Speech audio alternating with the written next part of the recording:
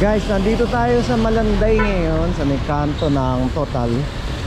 So yan, kung nakikita niyo yung papunta ng may Kawayan, baha na doon, pero passable pa naman ang lugar. Medyo malalim na din. So nakita niyo yung bus na yun, medyo mabagal na siya kasi kalahati ng gulong ng bus ano na, lubog na. So ayan, papunta ng may Kawayan dyan sa Sabungan. So tingnan natin dito guys sa papunta naman ng Malinta. Ayan, tingnan natin kung okay yung ano rito. At tingnan natin yung kalagayan dito sa MacArthur Highway. Time check 1 o'clock ng hapon. So today yan, today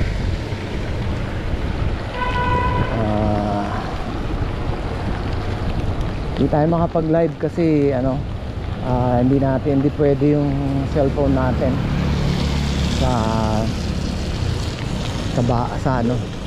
sa ulan. Kaya dito tayo sa GoPro tayo. So kahit na maulan, okay pa rin yan. Tanggalin natin yung yan. Kasi natatakpan yung lente natin. So yan, dito na tayo sa McDo. So papunta tayo ng Malinta hanggang Pure Gold. Tingnan natin kung may malalim na tubig doon. Ayun guys, andito tayo sa kanto ng Cuevas. So ito yung tubig, medyo malalim. Ayan guys, tignan natin kung kakayanin. Pero passable naman doon sa mga motor. Nag-aalilangan sila guys kasi nga malalim yung tubig dito. Yan sa kanto ng Cuevas. Ayan sa P. Santiago, lubog. Ayan guys, lubog P. Santiago.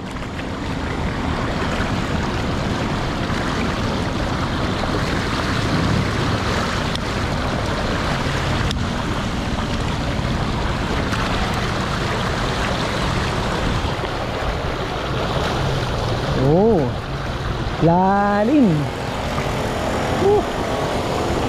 Tapang na siya raw. Okay yan ang bibigyan yata yan. Ito sa G. Lazaro.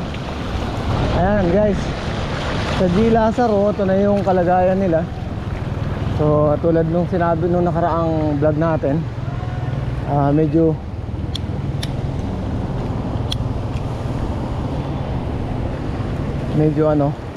malalim ang tubig ngayon. So far kaya pa naman. Ewan ko lang dito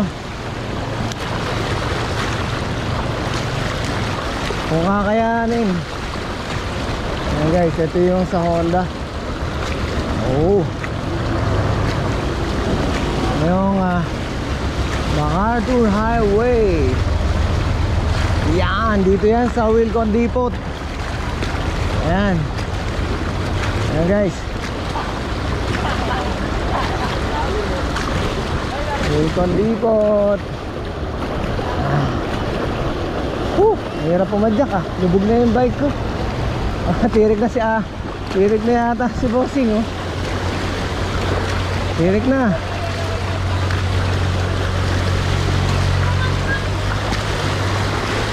Di kaya boss, tirik na. Alalim Ay guys, medyo mahirap kasi sobrang lalim talaga rito.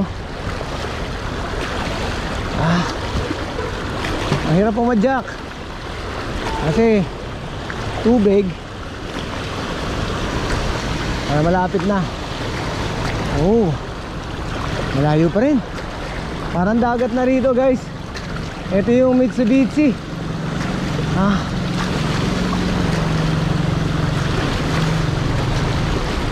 Bisikleta lang kaya.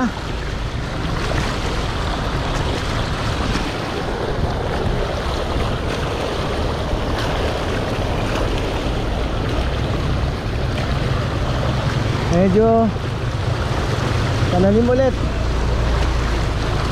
Ayun mga kabike natin, oh. Napadjak natin.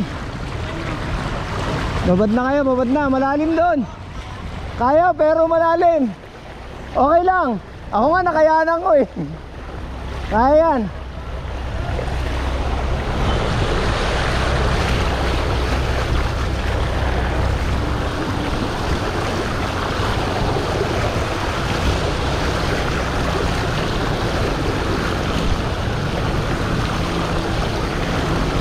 Ayun guys, medyo pababaw na.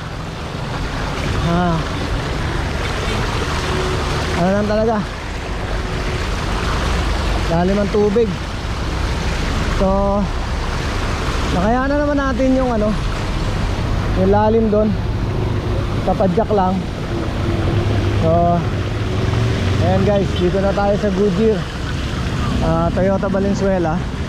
So nag-aalanganin lahat yung mga sasakyan kasi nga sobrang lalim talaga. Lubog yung bike ko.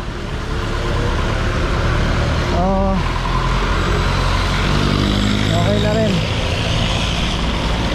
Yan yung kaganapan ngayon mga lods dito sa sa MacArthur Highway. Dalan-danan. Oh, nakakapagod lang pumadyak guys. Kasi mabigat pag naka ka sa tubig. So para may update ko lang kayo ng nakaganapan dito sa Valenzuela, sa MacArthur Highway. Ayan, lubog yun. Nakita niyo yung nakita niyo yung dalan-danan sa may T. Santiago tsaka G. Lazaro, at saka dito sa Wilcon Depot. Sobrang lalim, kaya delikado yung mga sasakyan talaga. Obligado sila na humanap ng ibang rota para lang para makauwi sila. Pero may kawayan, lubog din. Nakita ko kanina doon, lubog. Dito pala sa Sabungan, paglampas ng stoplight, nakita ko na malalim na yung tubig. So ayan guys, update ko na lang kayo mamaya. Pasok naman ako dun sa may looban. Titignan ko kung lubog din dito sa looban ng Rincon, tulad din ng inukutan natin na nakaraan. Pupuntahan natin yan.